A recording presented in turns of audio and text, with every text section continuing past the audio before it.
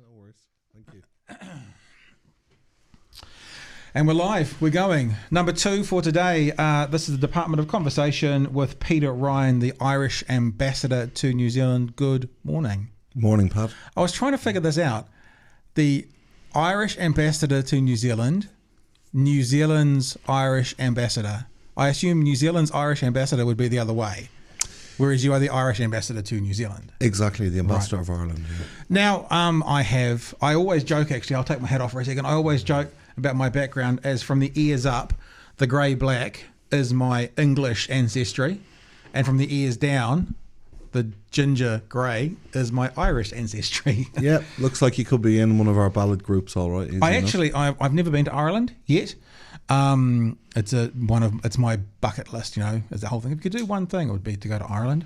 My grandparents are out of Belfast. Okay. Rosslea, Belfast. Oh, yeah. So Northern Ireland.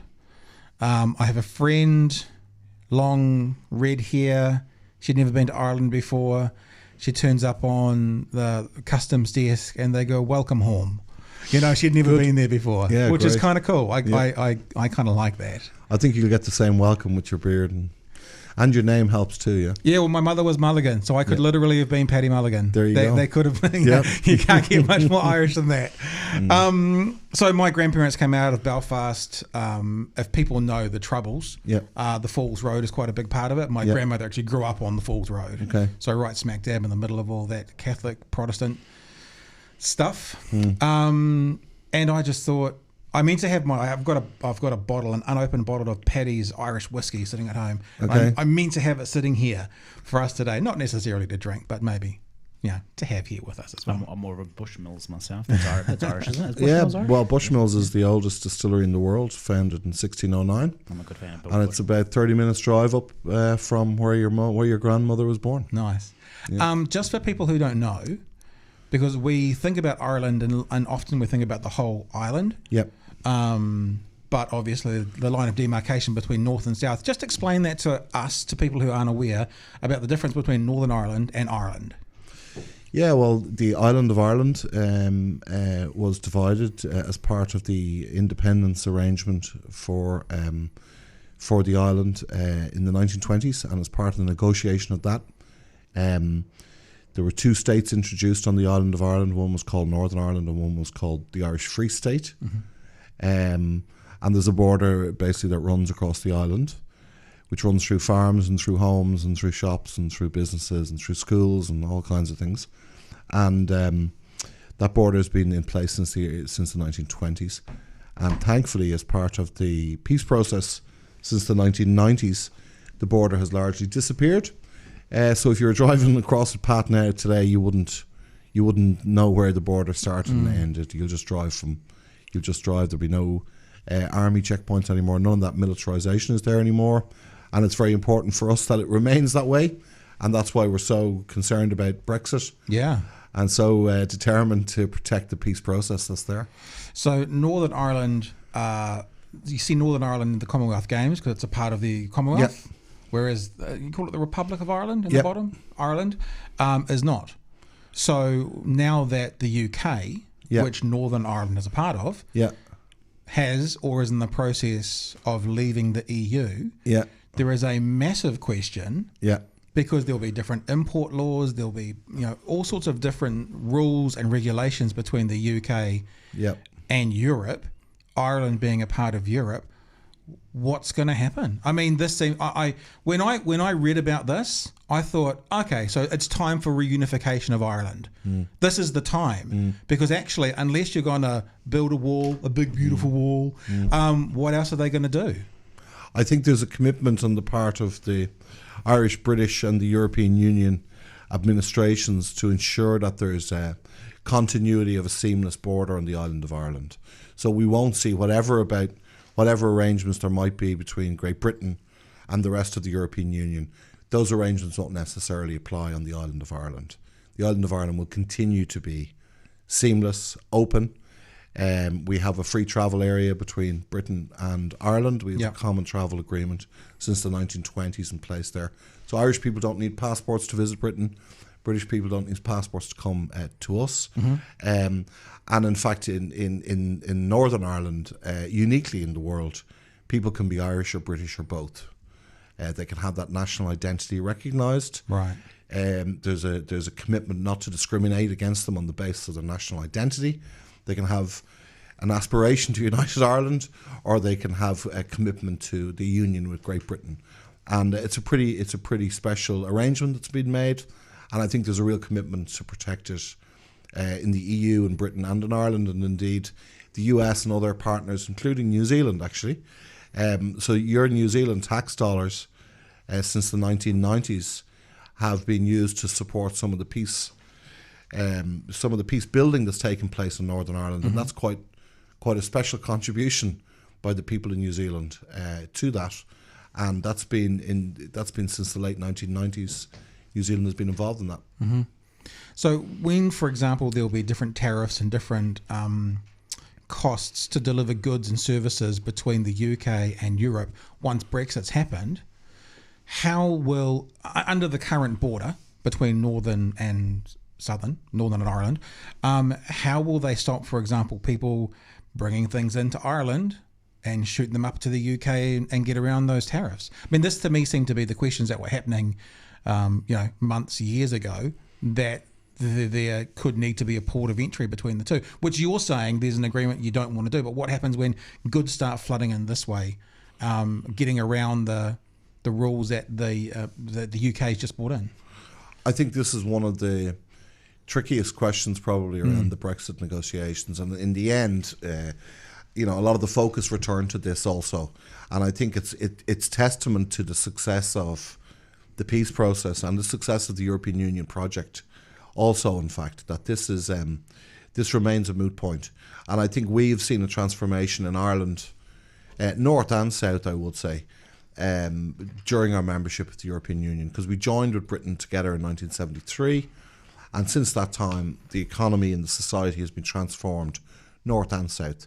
And you've seen that yourself, I'm sure, with the marriage equality, with all the other social issues that were dealt with in the south, where, really the influence of Europe and our membership of Europe and the feeling that we were part of a community of 600 million people really brought about fabulous, economic, social and cultural change, I would say, in Ireland, north and south. And the majority of people, as you know, in Northern Ireland actually voted to remain in the European Union. So you have a pretty tricky situation, I say. I don't think it's insoluble. I think with that commitment to avoid a hard border, a return to a hard border, with that commitment from so many of the partners who are engaged, and all parties on the island of Ireland are committed to making sure that a hard border doesn't return. So you quite often have the agreement at this level, government, management, but then you've got other groups, and I'm thinking about when the Troubles were around, there were some other groups involved, some other groups that my relatives were a part of out of the Catholic Northern Ireland part, that might go, well, stuff you, lawmakers, we think this. I guess you've got your position as a politician, as an ambassador up here. What about on the ground level? Are there rumblings? Are there concerns amongst the people about what could be coming? Is there concerns of perhaps travelling back to borders, etc., of days gone by?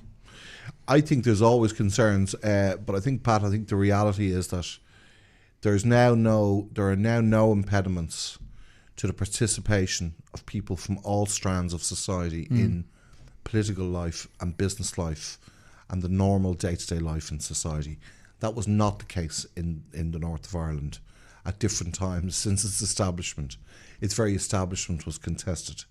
And, the north of Ireland has a fully participating, fully democratically overseen police force. It has, fair employment legislation. It has a whole set of checks and balances now that make sure that it will never return to what was there before. And the gun has more or less been removed from the island of Ireland. Now, that's not to say that there aren't people who might be hell-bent on using these opportunities and things like Brexit to see if they can build some support for their efforts. Stir something up, yeah. But I think the people of the island, the ballot box is the best way to test it, and there isn't a single elected representative of a group that is proposing any military or violent action. And I think that's a real testament to how far we've travelled in 30 years. We've addressed the major issues. The sense of identity is no longer defining for people. That this doesn't define your relationship with the state, for example, whereas in the past that might have been the case. But thankfully, it's gone. Yeah, that's great. Yeah. It's interesting that you say people in Northern Ireland can take an Irish passport. Yep. Is there any stats around that? Do people in Northern Ireland primarily identify as Irish as opposed to sort of British? Yeah, these things are always tricky, and I think this is the beauty of sectarian headcounts, and headcounts are not a healthy thing on the island of Ireland. Okay. And to be honest, our history shows us that. I think one of the absolute innovations around the peace process in the north of Ireland was that you could be both. Yeah. So you could be you could say, well, I'm paying honour to my family's Irish heritage, but in fact, I personally feel loyal to the British state, for example, right? And I can hold both passports. So we have, I'm sure there are all sorts of statistics out there, but just on an ad hoc one, when the Brexit, very soon after the Brexit vote was announced, our passport office in Belfast very famously ran out of passport application forms. So that'll give you an idea. I think that a lot of people wanted to exercise their right to an Irish passport, and I think it's personally very healthy. I meet a lot of people in New Zealand who are of a British and an Irish heritage. I previously served in Hong Kong, met a lot of people there who previously have a British and Irish heritage, who quite happily hold two passports. And whether you hold a passport or not, in fact, doesn't really matter too much for me, because it's what's in your heart. And this is the point of what John Hume and others were working towards, was to build a situation where it is normal to be to have a complex identity, because the history is complex. It's not just a straightforward exercise. Has there ever been talk, or is there ever talk, I'm not obviously asking for your official position, but of secession from the UK for Northern Ireland to kind of reunify as one state? Or is that just something that's not even, it's irrelevant to the, it's a moot question, as you said before? Yeah, well, I think quite a few of our leading politicians have in recent times, and almost all of our major political parties would have the unity of Ireland as one of their aims. Okay. I think it's all about trying to win hearts and minds. I think it's all about trying to improve the lives of people. It's trying to ensure that there's no return to the sectarian violence that was there before. It's trying to make sure that there's prosperity there across all parts of the society. There are still places where you may have seen that young journalist Laura McKee was killed a number of weeks ago, and in the margins of riots in Derry, in the Cregan estate where she was killed. I mean, the level of unemployment is still unacceptably high. The people there will say, well, we didn't get a dividend from the peace process. Belfast certainly did. If you visit it, when you visit it, you'll see how prosperous it is. You'll see how many visitors are coming. The Titanic Centre is a wonderful success. You'll see parts of the city coming back to life and flourishing the way it should. But there's a lot more work to be done, I think, to encourage other parts and other investors and overseas investors and business people and so on to come in and to give that confidence back. So I think most of our political parties and myself personally, I'd love to see increased prosperity there. I'd love to see more collaboration across all levels of society. I'd love to see a situation where we don't instantly pigeonhole people or their political views depending on their background. We see, for example, in the unionist community, the loyalist community now, we see some growth of interest in the Irish language and a recognition that, in fact, the Protestant clergy were the greatest champions of the Irish language in the 18th century. and this is something that Irish language activists or scholars or people with an interest in it, we always knew that. But because of the troubles and because of all these things that people were pigeonholing others and corralling them into certain belief systems, if you like, people weren't perhaps as comfortable as in reaching out to other parts of our culture as they might have been. What do you think about looking at New Zealand culture, how there's a resurgence of today of Māori? Do you think there's a parallel there? Oh, I think there is. I think there's definitely parallel. I think the Māori tell me that they see a parallel there. So I can only take them at their word for it. We've been very lucky. A large group of them went to Ireland last November with T3W, led by Barry Souter, and they went to Belfast and they went to Derry and Sligo and Cork and Galway as well. And they were looking at the Irish language industry in the Gaeltacht, the Irish speaking areas of Ireland. I mean, our biggest success story probably in the last 30 years has been in Belfast, where there's a Culturlin on the Falls Road now, and a Gaeltacht centre, a Gaeltacht region, an Irish speaking region with businesses and buildings very similar to this, with little businesses popping up, but doing it through the medium of Irish. Wow. And these guys think global. You know, they may act local, but they're really thinking global. And they're making programming for companies in the US, and they're building businesses for the European Union and so on. And the fact that Irish is now an official language of the European Union has meant 400 to 500 people have been employed as translators in the European Union. So suddenly now there's more of a pathway for youngsters to see the relevance of Irish in an economic sense, which is fine, as well as in the cultural sense. Well, you would have got what a lot of people here in New Zealand said for a long time about like learning Māori in schools is pointless because it's not a commercial language, when actually, you know, within New Zealand now that Māori, well, not now, it's been for a long time, but as the official language, you know, working in broadcasting, working in government, working in tourism, working as translators, there is actually a huge commercial value and commercial worth to the Māori language within the country of New Zealand, because, you know, we are a bilingual, or multilingual if you include sign language, country, and it does have a commercial value. Yes, maybe Mandarin has a commercial value on the world scale, but Māori has a commercial value on New Zealand scale, no question, and it must be the same. Yeah, and it's just in your DNA here. When you touch down here, and one of the things that people talk to me about, for example, is the place name geography across New Zealand, and you know, the nomenclature across place names. We have identical system in Ireland. If you want to understand Ireland, you need to understand the Irish language, because it explains to you where it is. You're in Derry, which is where the oak trees were born. This is why you understand. This is why people were wearing oak leaf on their football jerseys. You understand it instantly when you understand the Irish roots of something. And I think it's very special to find new ways to introduce that to more people and to give that pride back, because whether we like it or not, a very similar situation pertained as to Terreo as to the Irish language, that when you went to school you were told you have to teach, you have to learn English, this is the language of the world, this is the best thing, and so on and so forth.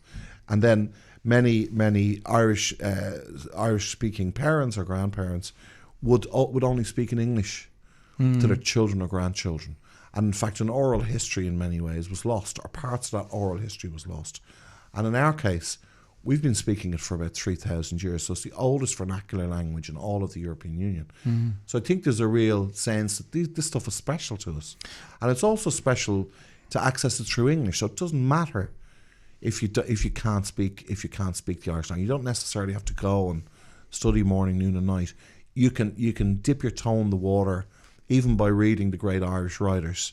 And if you read Heaney, and if you read Joyce, and if you read Beckett, you'll see that the way that they write English is slightly different. And that gives you a little insight. Hopefully that'll give you a bit of inspiration to go and look a little bit further and say, well, to try to understand quite what's going on there. What are you showing us, Jace?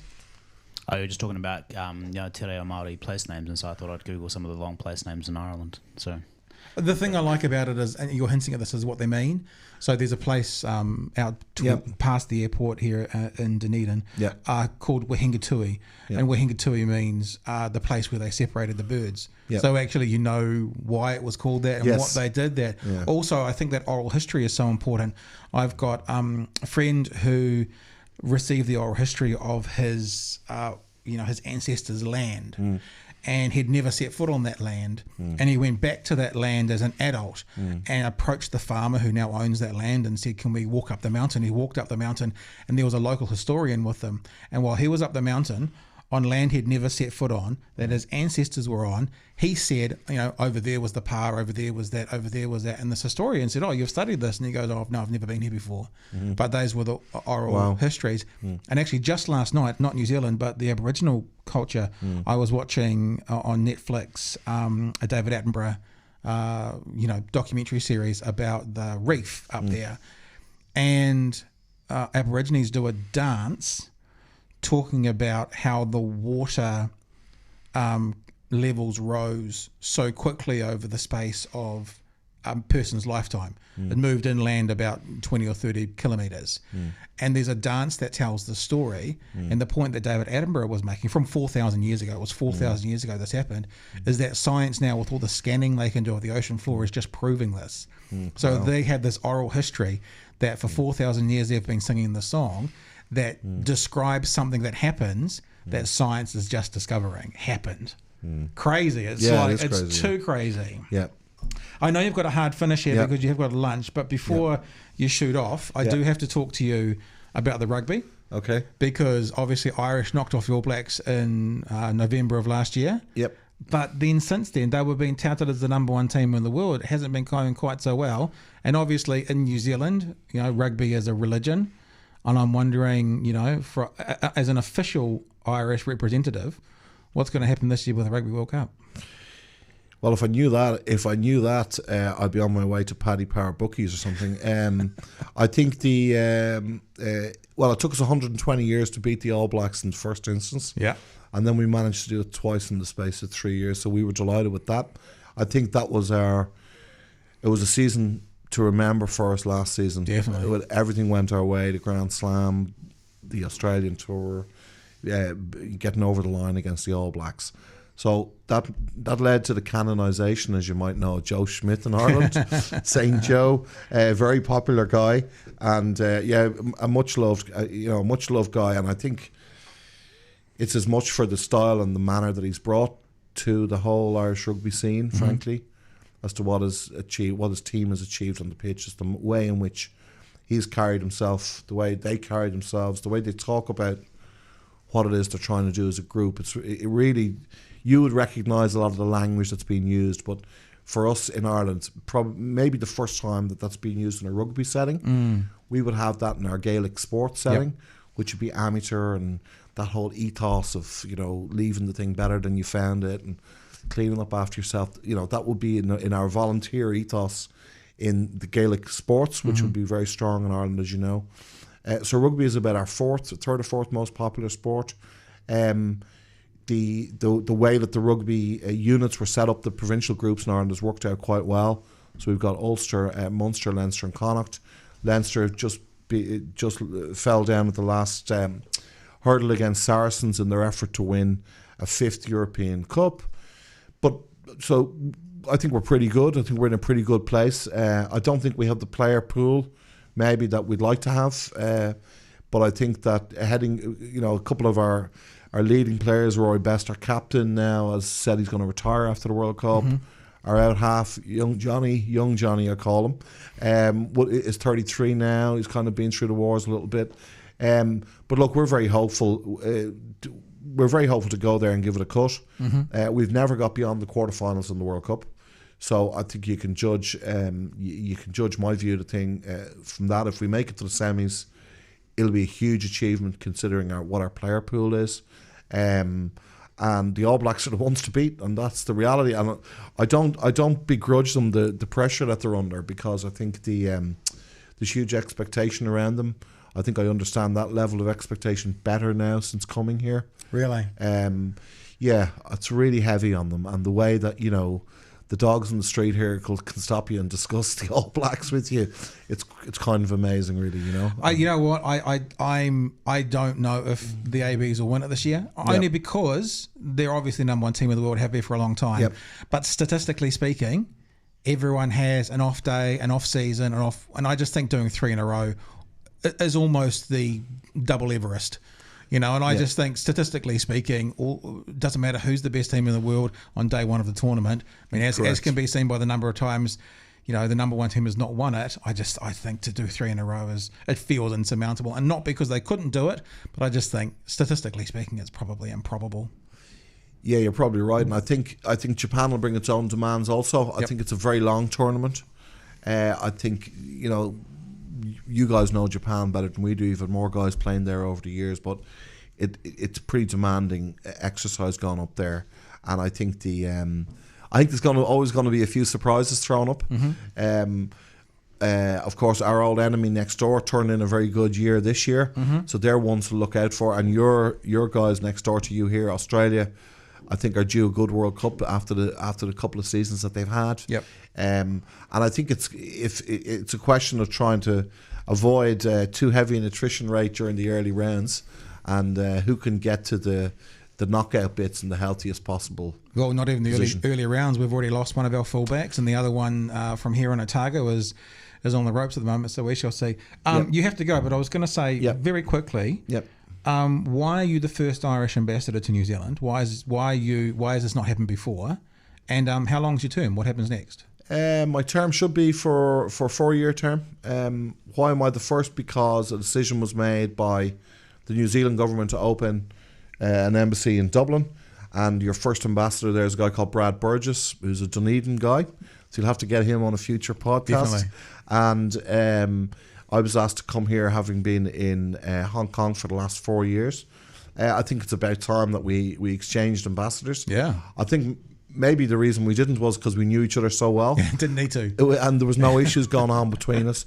and we're very lucky. We've got great communities in both countries. We've got up to about 20,000 Irish-born people in New Zealand, and then we've got many wonderful descendants of Irish-born people like yourself, like with Peter Burke, who's here with me today, who's written this fabulous book called Through to Ireland. We're really lucky here. In fact, at one stage, New Zealand was named after the provinces of Ireland. As you know, there was a new Leinster, a new Munster, and a new Ulster. So for about 6 years in New Zealand history, it was actually named after part of Ireland. So the connections are deep, they're very strong, and for me, it's about trying to broaden those a little bit, build on what's there. I'm going to be at the university later today, and I'm trying to meet as wide a range of friends of Ireland as possible. And you're off to the bog now for lunch? Absolutely, yeah. It's not something you get to say every day, but yeah, I am looking forward to it. All right, Peter Ryan, thanks for joining us for a few minutes. Thanks a million, Pat. Thanks, Jason. Thanks a million, guys.